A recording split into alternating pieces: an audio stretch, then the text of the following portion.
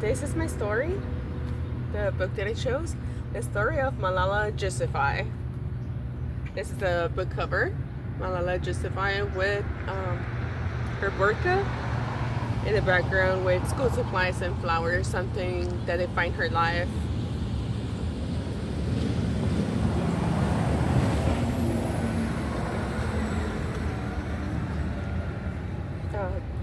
The author is Joan Galat, and the illustrator is Ara Lewis. This is the inside cover, the first page of the book. Malala Yousafzai was just 11 years old when going to school became unsafe. Militants called the Taliban had recently brought new laws to her city in Pakistan.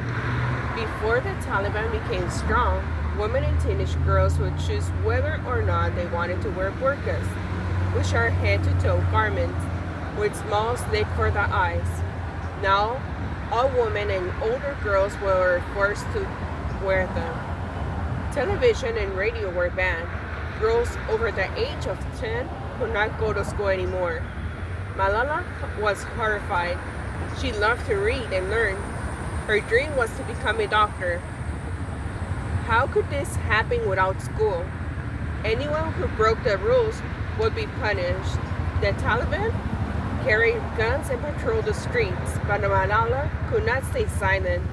She became an activist, a person who tries to change things that are unfair.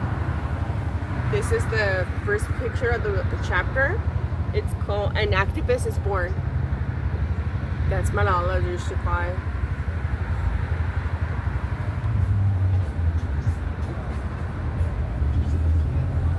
Malala Yousafzai was born on July 1997 in Mangora, a city in Pakistan, Swat Valley. Her father's reaction to her first surprised everyone. He was happy to have a daughter. Many Pashtuns, people in Pakistan and Afghanistan who speak Pashto, do not celebrate a girl's birth. That's because her daughter is seen as a burden. Parents must guard a daughter's reputation. If a girl behaves poorly, her family will lose respect. Sons, however, can get jobs and bring health.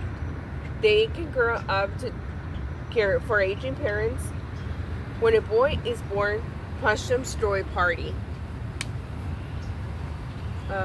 That's Malala when she was born, and her dad. It shows how he started supporting her since birth. He was very proud of her. When there are people have births with boys, they celebrate, unlike with girls. It's a burden.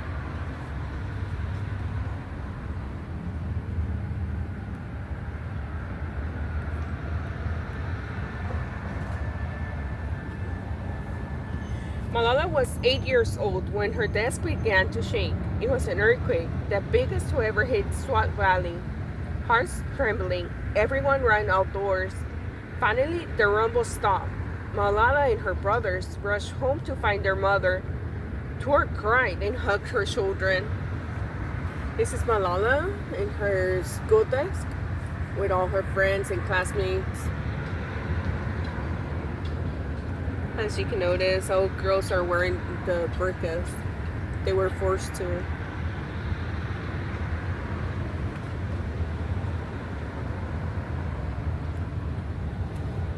In Mangora, many people were illiterate.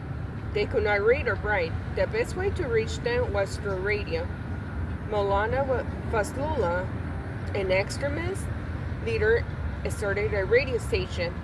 He said women with too much freedom caused the earthquake. He blamed music, movies, and dancing too. Malala watched his followers set fire to TVs, CDs, and DVDs.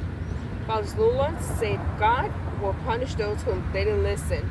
Malala asked her father if it was true. He told her Fazlullah was fooling people. Instead of throwing their TV away, Sadani hid it in the closet. This is Malala in front of the Taliban and trying to hide her books.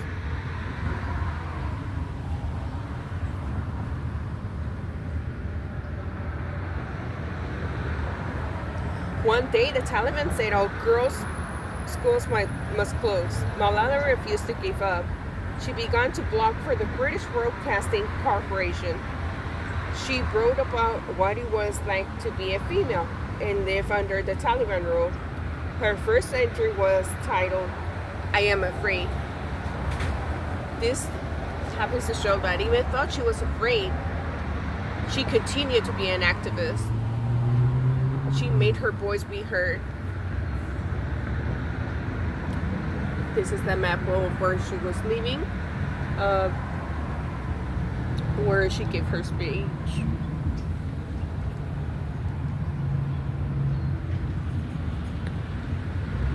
Malala wrote under the game "Go My Kai." Using her own name would have been too risky. Many people admired the blog writer for speaking the truth. Over time, some people realized Malala was a writer. The Taliban figured it out too. That's when the danger begins for Malala. She was discovered somehow by the Taliban that she's the one that was giving the speeches. And thus she was hiding under the name Umaikai. They discovered her. Eventually, Malala decided to allow girls over age 10 and under to go back to class. Malala's teacher, Madame Mariam, still wanted to teach the older girls. She started a secret class inside the regular school. Malala was 11, but pretended to be younger. She wore everyday clothes instead of a uniform and hid her books under her shawl. She tried not to look nervous as she hurried to her secret school. This is a picture from chapter 5 and the secret school that Malala is and the author presented this book. The title of chapter 5 is "A Voice of Hope." Malala with her friends and classmates in a circle in the classroom.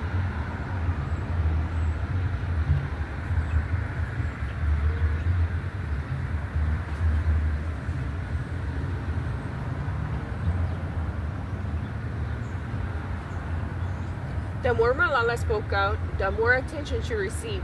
The Taliban began to make threats against Malala. Her parents wondered if she could stop being an activist. Now, 15 years old, Malala refused to quit. Still, she was nervous. Every night she made sure the doors and outdoor gate were locked. She prayed for a safer world.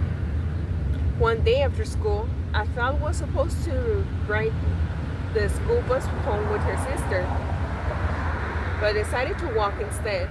Malala waited for the bus with her friends. Two men with guns had forced the bus to stop. They climbed aboard and asked which girl was Malala. No one spoke. Her people protected her. But their eyes turned to Malala. After Malala could not remember what happened, everything went blank. When Malala woke up, she was in a hospital in the United Kingdom, more than 5,000 miles away. Malala had been attacked by the Taliban. No one knew if she would survive. She was flown to a hospital for a special treatment in the city of Birmingham in England. When Malala woke up, everyone was speaking English. Unable to talk, she wrote on a piece of paper. She wanted to know where her father was and if she had been shot. She wanted to know where she was. Doctors and nurses explained what had happened. They were kind, but Malala wanted her family. Back in Pakistan, Siaddin needed to get passports and other paperwork to travel. After 10 days, Malala's family arrived. These were like 10 days alone in a hospital where she knew no one. She was very afraid.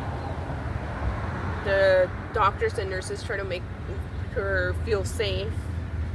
This is Malala in the hospital. A doctor gave her that teddy bear to help her feel protected so that she wouldn't feel lonely. I thought that it was very sweet.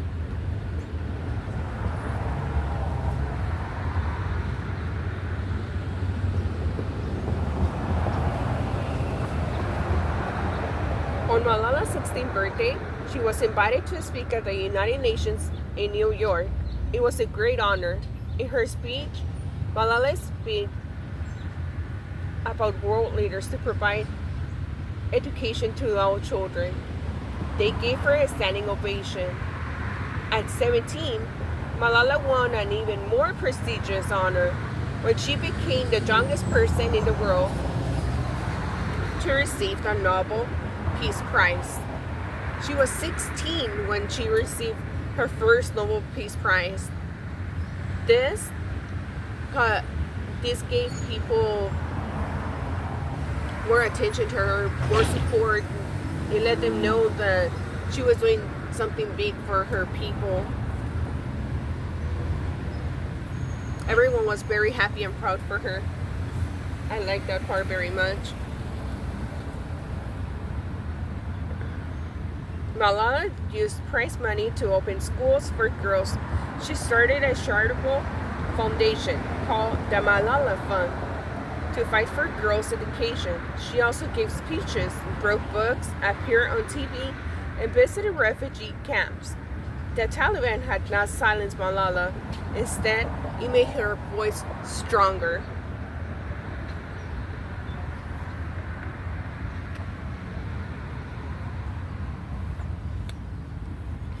Back at Oxford, Malala continued her studies and graduated in June 2020. No matter what career she chooses, she knows she will continue being an activist. The invitations she receives from around the globe show other people care about education too.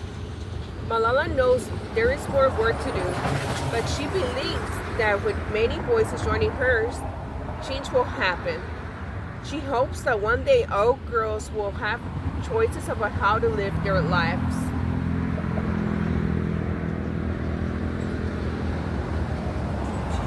This is Malala back at Mingora when she was feeling safe and able to go back. I think that's the last picture. Thank you everyone for listening. This was the story of Malala Yousafzai. Thank you very much.